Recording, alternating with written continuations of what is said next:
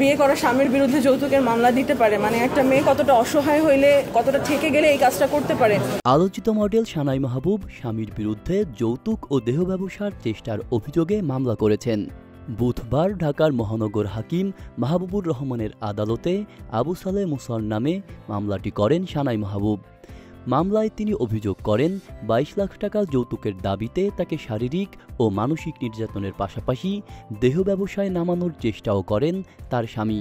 আমি তোকে টাকার জন্য বিয়ে করছি, আমি এই জন্য চাকরিও ছেড়ে দিছি, তুই টাকা দিবি না মানে এটা কতটা হতাশার কথা হইতে পারে একটা মেয়ে মানুষের জন্য? একটা মেয়ে মানুষ কতটা।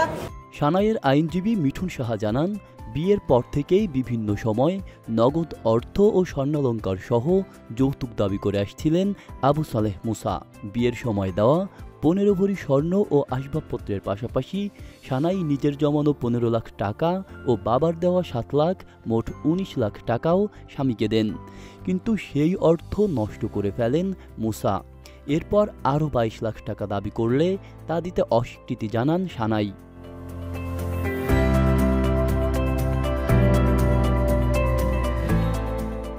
অভিযোগে আরও বলা হয়, টাকা না পেয়ে সানাইকে দেহ ব্যবসায় জড়ানোর চেষ্টা চালান মুসা। এমনকি 15 সেপ্টেম্বর সানাইকে নির্যাতন করে বাসা থেকে বের হয়ে যান এবং সাফ জানিয়ে দেন যৌতুক না পেলে সংসার করবেন না। এছাড়া মোটা অঙ্কের যৌতুক এনে না দিলে অন্যত্র বিয়ের হুমকিও দেন তিনি।